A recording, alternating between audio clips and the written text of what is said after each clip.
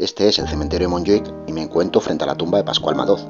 Pascual Madoz fue el impulsor de una de las leyes de desamortización más famosas de la historia de España, la ley de desamortización de Madoz, que junto a la ley de desamortización de Mendizábal son las dos desamortizaciones más famosas de la historia de España.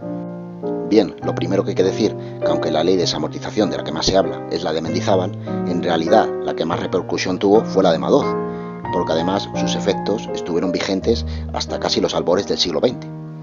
Bien, Pascual Madoz nació en Pamplona en el año 1806. Fue un liberal, lo que le valió enfrentamientos con el rey Fernando VII. De hecho, tuvo que exiliarse y solo pudo volver a España gracias a una amnistía decretada por la reina regente María Cristina tras la muerte de Fernando VII. Al volver a España se estableció en Barcelona.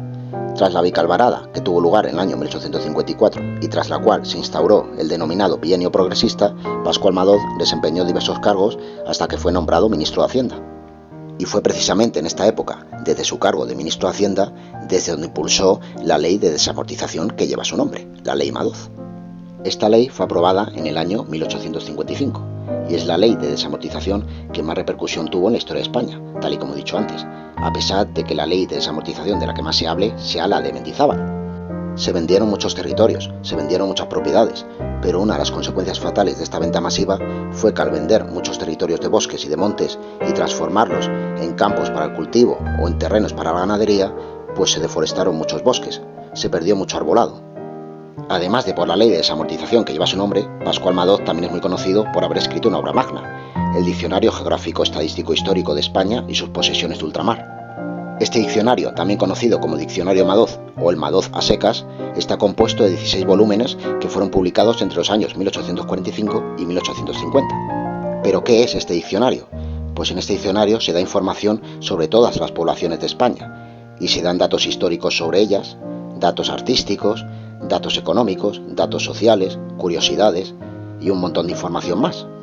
Es decir, fue una fuente de información muy valiosa para la época. Según el propio Pascual Madoz, le llevó casi 16 años escribir esta obra. El diccionario de Madoz tiene 11.600 páginas en total, así que imaginaos.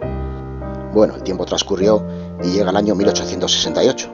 Ese año tuvo lugar la revolución que destronó a la reina Isabel II. Pascual Madoz se opuso al gobierno provisional que siguió al destronamiento de la reina y fue uno de los partidarios de ceder la corona al duque de Aosta, que posteriormente sería el rey Amadeo I. Pascual Madoz fue uno de los miembros de la delegación española que viajó a Italia para ofrecerle la corona al duque de Aosta, pero en tierras italianas le sorprendió la muerte. Pascual Madoz falleció en Génova el 11 de diciembre del año 1870. Luego su cuerpo fue trasladado a Barcelona, al cementerio de Montjuïc, donde descansa, y encima de su tumba se encuentra un monumento con un busto de él.